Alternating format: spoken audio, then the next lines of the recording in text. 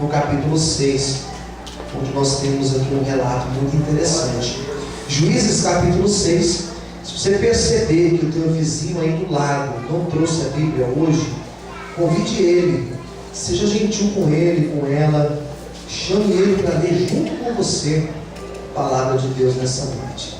Quantos precisam ouvir a voz do Senhor? Digo amém. Amém.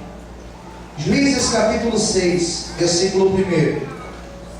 Porém, os filhos de Israel fizeram o que parecia mal aos olhos do Senhor, e o Senhor os deu na mão dos midianitas por 7 anos. E prevalecendo a mão dos midianitas sobre Israel, fizeram os filhos de Israel para si, por causa dos midianitas, as covas que estão nos montes e as cavernas e as fortificações. Porque sucedia que, semeando Israel, subiam os midianitas, os amalequitas e também os do Oriente contra ele, subiam e punham-se contra eles em campo e destruíam a novidade da terra até chegarem a Gaza, e não deixavam mantimento em Israel, nem ovelhas, nem bois, nem jumentos, porque subiam com os seus gados e tendas e viam como gafanhotos de tanta multidão que não podiam contar, nem ele nem seus camelos, e entraram na terra para destruir. Assim Israel empobreceu muito pela presença dos midianitas. Então os filhos de Israel, o que eles fizeram? Diz aí? O que eles fizeram? Clamaram ao Senhor. Versículo 11. Então o anjo do Senhor veio, assentou-se debaixo do carvalho que está em Ofra, que pertencia a Joás, a Abiezerita. E Gideão, seu filho, estava malhando trigo no lagar para salvar os midianitas. Então o anjo do Senhor lhe apareceu e disse: o Senhor é contigo, varão valoroso. Mas Gideão lhe respondeu: ai, Senhor meu, se o Senhor é conosco, por que tudo isso nos sobreveio? E que é feito todas as maravilhas que nossos pais nos contaram, dizendo: não nos fez o Senhor subir do Egito? Porém agora o Senhor nos desamparou e nos deu nas mãos dos midianitas. Então o Senhor olhou para ele e disse: vai nessa tua força e livrarás a Israel da mão dos midianitas. Porventura não te enviei eu? E ele lhe disse: ah, Senhor meu, com que livrarei Israel? Eis que a minha família, ela é a mais pobre de Manassés, e o menor da casa do meu pai. E o Senhor lhe disse: porquanto hei de ser contigo, e tu ferirás os midianitas como se fossem um só homem. Feche os olhos agora. Senhor, fale conosco. Fale conosco através da palavra, através da mensagem de hoje. Revela, Senhor, o seu querer e a sua vontade às nossas vidas. Venha nos abençoar, é que eu te peço em nome de Jesus. Amém. Vamos aplaudir o Senhor de volta. Queridos, a história de Gideão, ela está dentro de um período curto da história de Israel. O período da morte de Josué até o surgimento do primeiro rei de Israel, que foi um homem pelo nome de Saul. Depois da morte de Josué até o primeiro rei, Josué foi um grande líder que surgiu depois da morte de Moisés. Depois da morte desse tal Josué até esse tal Saul, passaram 300 anos aproximadamente.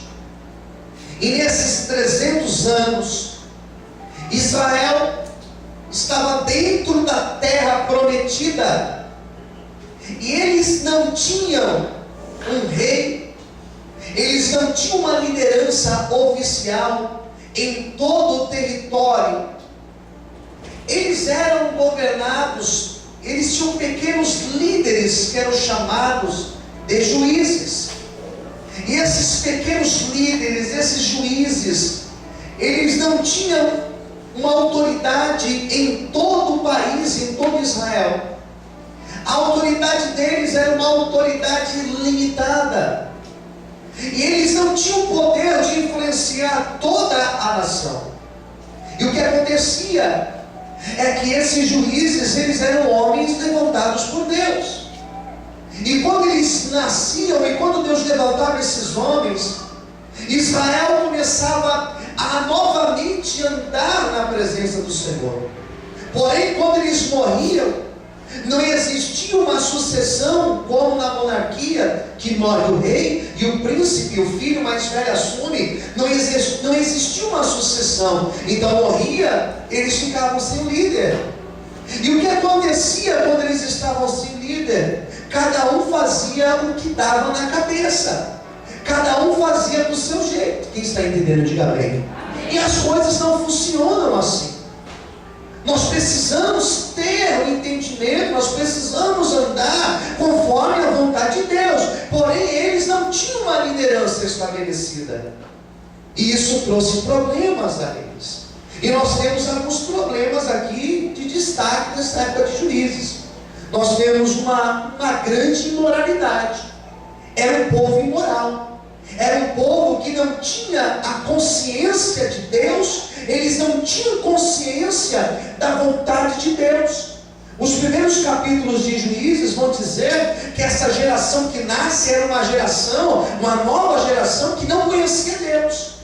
Então, na época de Josué, Caleb, aqueles anciãos, aqueles homens, mesmo transmitindo para eles quem era Deus, eles não assimilaram que esse Deus era um Deus grande, um Deus fiel, mas um Deus que colocava o seu povo, que dava ao seu povo as leis, e essas leis eram necessárias para que eles tivessem uma vida de sucesso. Quem está entendendo, diga amém.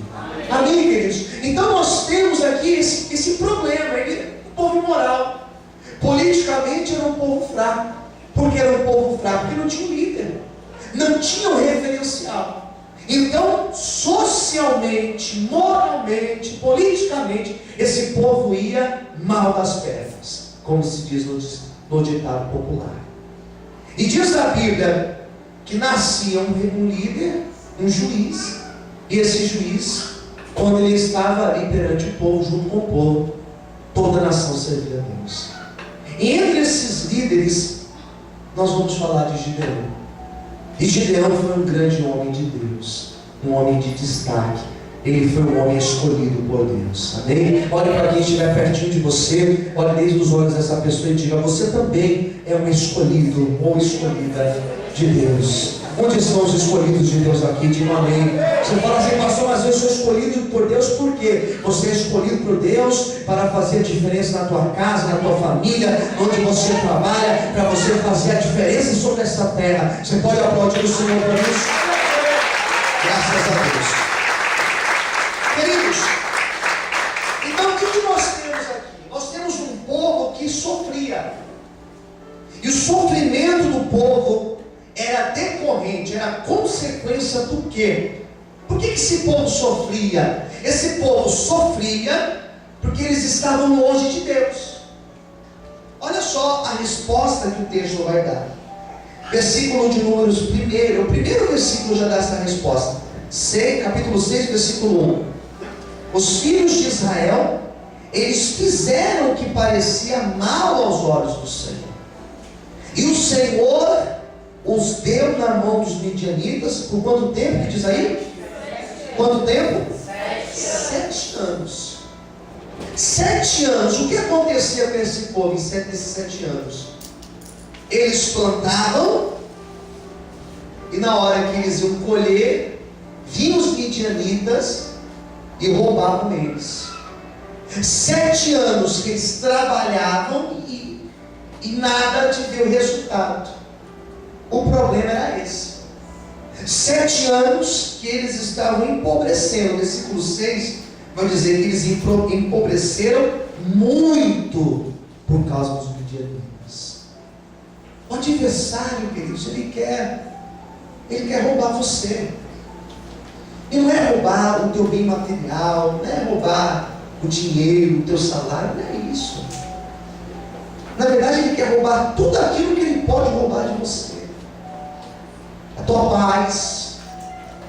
Tem dias que parece que o adversário levanta pessoas para roubar a nossa paz. Quem concorda, diga amém. Ele quer roubar paz, ele quer roubar a tua bênção material, mas ele quer roubar principalmente a tua comunhão com Deus, a tua intimidade com Deus, a tua vida com Deus.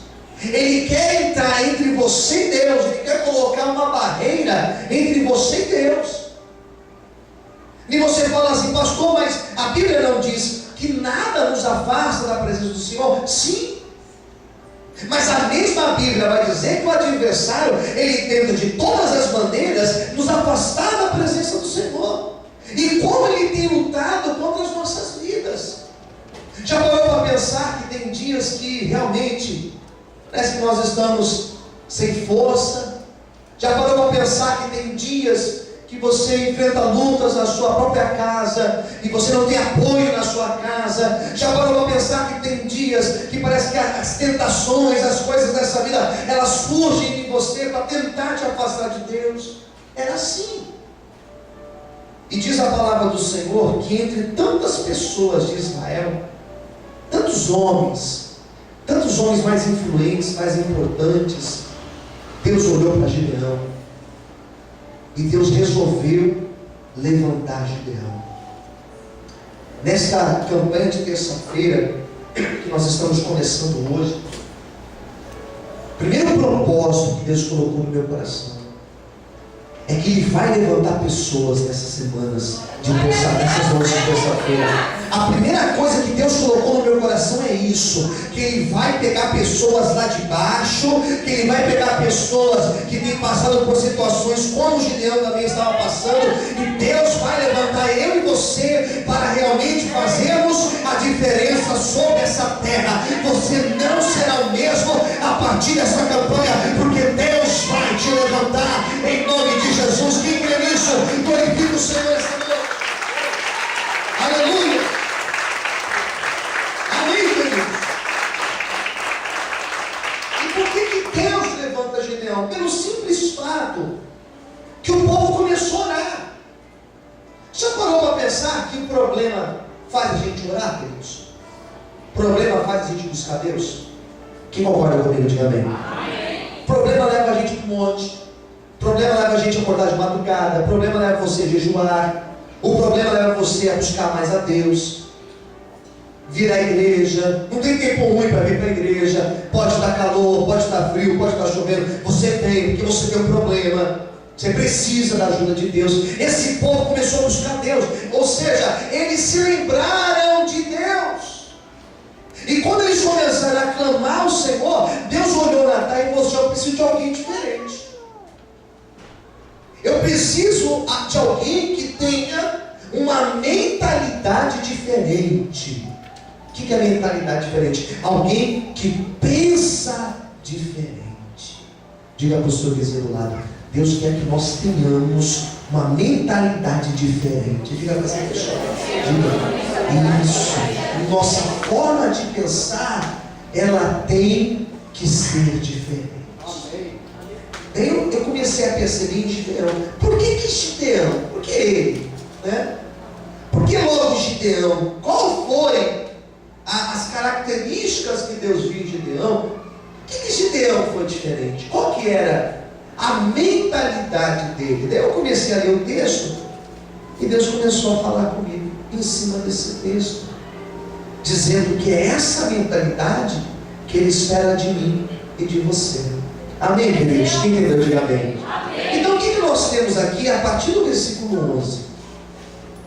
Nós temos aqui, se na primeira parte do texto, se na primeira parte nós temos todo o contexto histórico, aqui no versículo 11 nós já temos Deus falando com Gideão.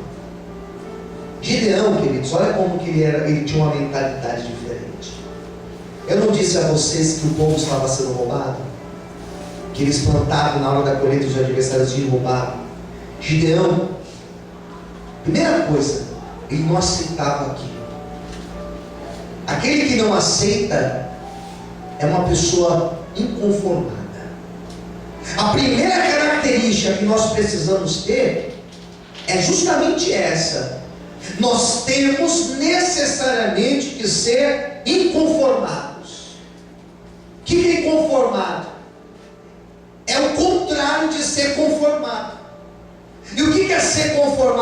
aceitar do jeito que está.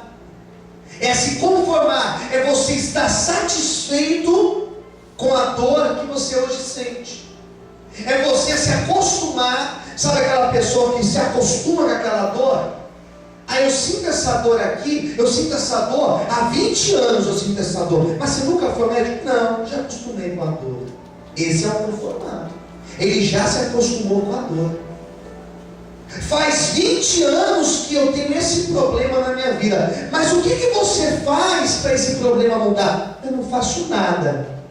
Eu já me acostumei com esse problema. Quem entendeu, diga amém. Esse é o conformado. Ele aceita ser roubado. Enquanto todos eram roubados, Gideão falou assim: não, o meu ninguém vai roubar. Diz a Bíblia que ele pegava a sua colheita, e diz aqui no versículo 11, que ele estava malhando trigo no lagar para salvar dos midianitas. Enquanto todos estavam sendo roubados, ele estava escondendo a colheita dele, para que o adversário não roubasse. Ele pensou o seguinte: ele pode roubar quem ele quiser, os midianitas podem roubar quem eles quiserem roubar, mas a minha plantação, aquilo que eu plantei, aquilo que eu trabalhei, eles não vão tocar. Lagar não era lugar de esconder a plantação, mas ele estava ali escondendo, porque ele dizia: eu não aceito ser roubado.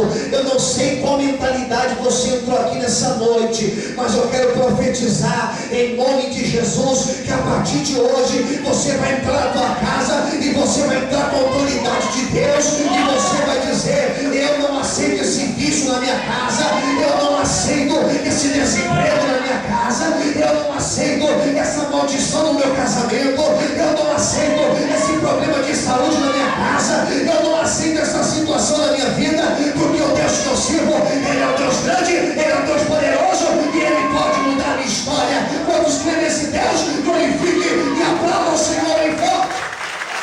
Você pode aplaudir o Senhor? Você pode dar glória a Deus? Eu não preciso aceitar do jeito que está. Uma coisa é, nós vivemos o que Paulo disse lá em Filipenses 4: eu sei contentar-me com o que tenho, sem ter abundância, sem padecer necessidade. Não tem nada a ver com aceitar ser roubado pelo adversário. Porque o que acontecia é que o adversário pisava em Israel, e Gideão disse o seguinte: em mim ninguém vai pisar não. Eu tenho um Deus que é grande e poderoso. Quem entendeu de mim? Eu não aceito isso. Sinceramente, olha para mim, tem coisas que eu não aceito na minha vida. Tem situações que eu não aceito. Tem situações que eu preciso me posicionar. Tem situações que eu preciso ficar de pé e falar assim: não, aqui não, adversário. Eu tenho um Deus que é grande e poderoso.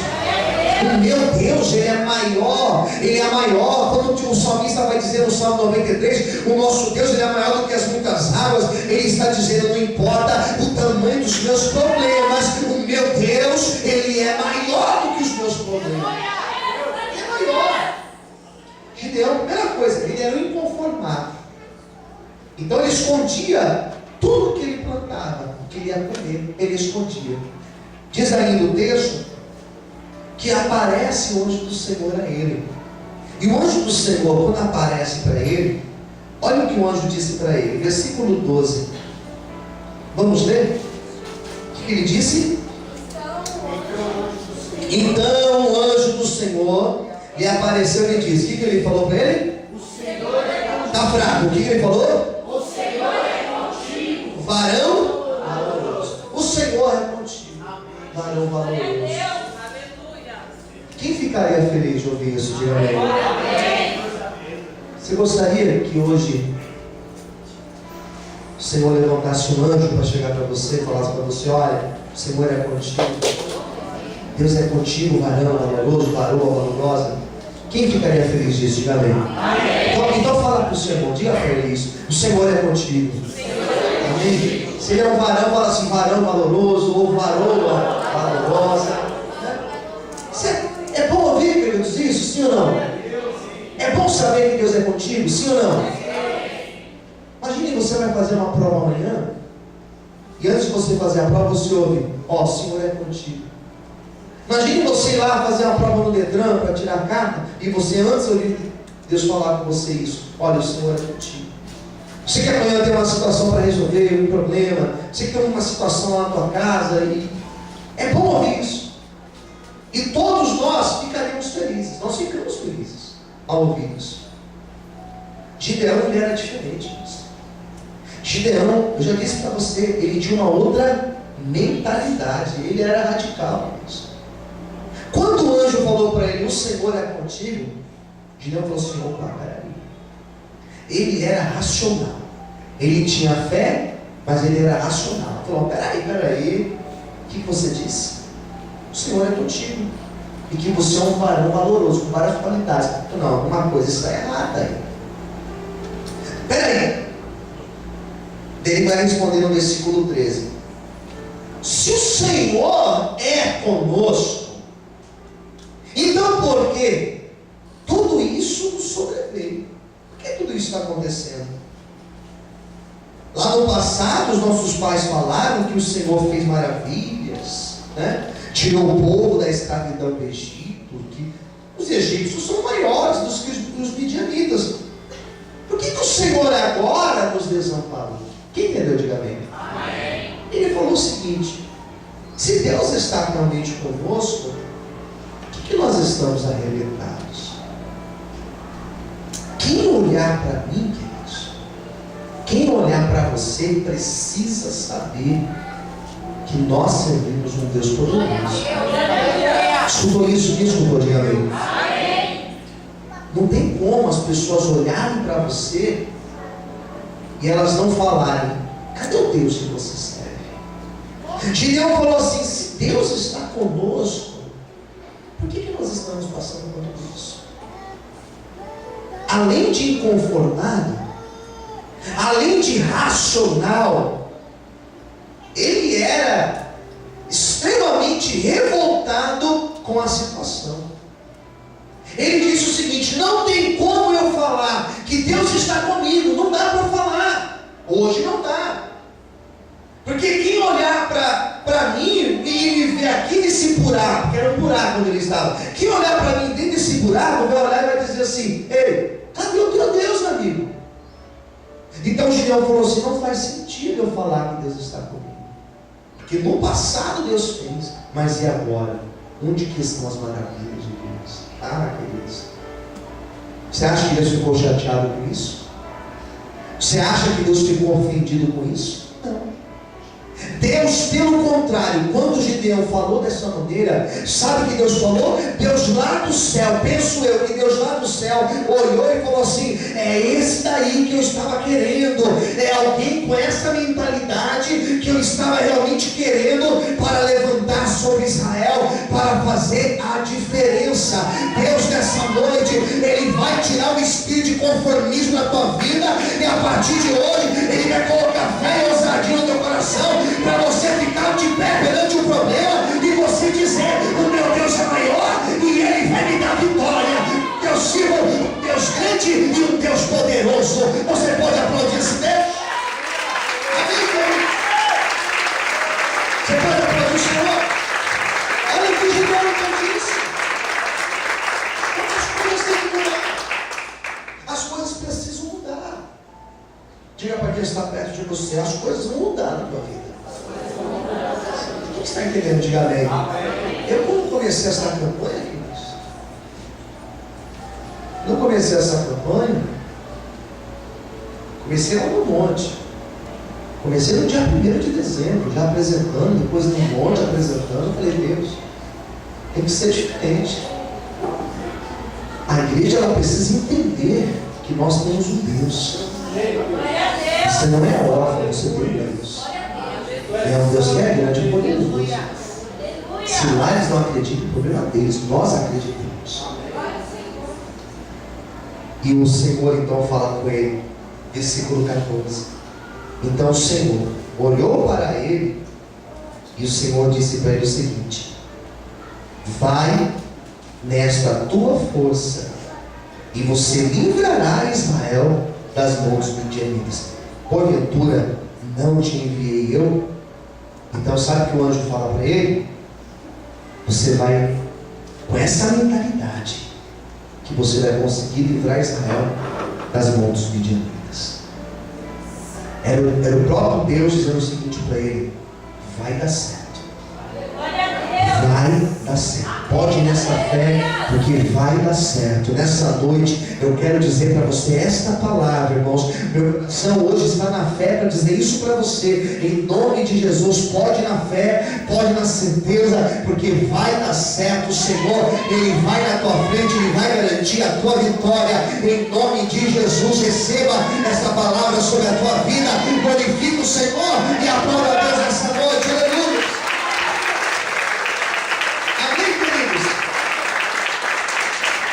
Vou te contar uma outra coisa.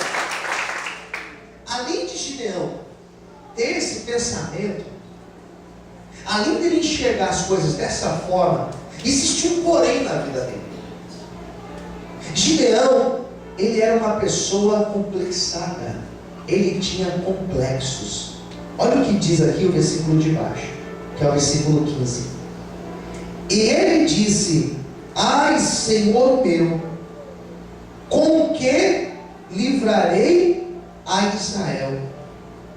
Eis que a minha família é a mais pobre de Manassés, e eu, o menor da casa do meu pai. Depois eu comecei a pensar, ele demonstra ser uma pessoa tão bem resolvida no começo, tão radical, né? E aqui ele já demonstra uma fragilidade. Nós somos assim também. Tem coisa que você é mais firme, tem outras coisas que parece que você é mais fraco. Quem concorda, diga amém. Tem áreas da nossa vida que a gente resolve, né, bem rápido, bem simples, bem resolvido. Mas parece que tem algumas áreas da nossa vida que o negócio pega. Tem gente que para resolver, tem gente que passa problemas de ordem financeira, ele passa dali aí. Mas quando fala na vida sentimental, ele já não consegue resolver. Outros são outras áreas e por aí vai. Quando o anjo falou: olha, então eu vou te usar para fazer isso, ele falou assim: não, mas eu não tenho como, eu não tenho condição para isso. Eu não tenho condição, e a minha família, ela é a mais pobre da minha tribo de Manassés, e eu sou menor da casa do meu pai. Então ele falou assim: eu não posso, porque eu não tenho condição para isso. Quem entendeu, diga amém. É um sonho essa liberdade. Ter essa libertação é um grande sonho, é algo que realmente nós gostaríamos que acontecesse, mas eu não tenho condição para isso. Ele foi sincero. E no momento que ele abre o coração para falar que não tinha condição, que ele não tinha estrutura para aquilo, mais uma vez o Senhor o surpreendeu. Porque o Senhor olhou para ele e falou assim: não, mas você não tem condição, mas eu vou te dar condição para isso. Eu vou te capacitar para isso. E ele falou assim: você vai ferir os midianitas, versículo 16, como se eles fossem apenas um só homem. Então, Gideão, você não tem condição, você não tem estrutura, pode ser que você não tenha estudos, pode ser que você não veio de uma família privilegiada, pode ser, Gideão, que você não tenha um bom emprego, pode ser que Deus está falando com você nessa noite, pode ser que hoje você entrou aqui, você falou: pastor, mas Deus, será que Deus tinha esse propósito na minha vida? Eu estou desempregado, eu tenho problemas assim na minha vida sentimental, eu tenho problemas no meu casamento, eu tenho problemas com vícios, eu tenho problemas na minha saúde. Será que Deus vai fazer uma obra na minha vida? Deus nessa noite me manda dizer que ainda que você seja pequeno, que ainda que você seja fraco, que ainda que você não tenha condição, Ele é o Deus que Ele vai te dar condição, que Ele vai preparar aquilo que você precisa, Ele vai trazer a estrutura que você precisa, porque o mesmo Deus que esteve com Gideão, Ele também está contigo para te dar vitória, em nome de Jesus. Você pode aplaudir o Senhor, você pode glorificar o nome de Deus, você pode exaltar o Senhor. Amém, queridos? Nós estamos perante Deus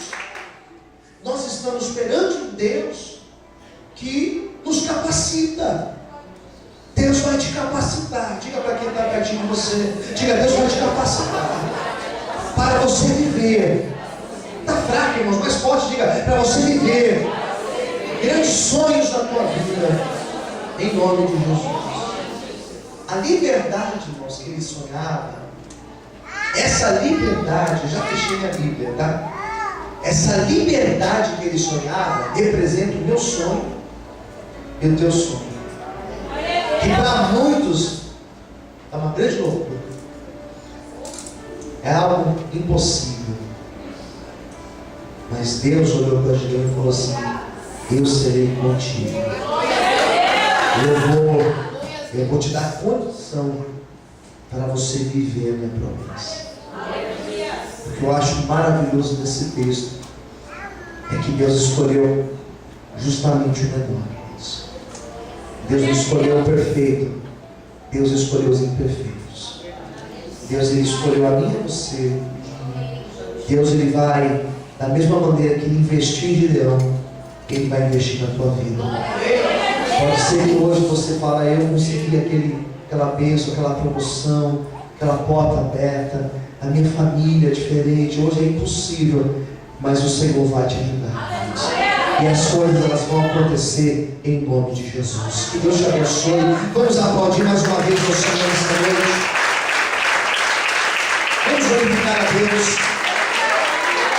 Amém, queridos?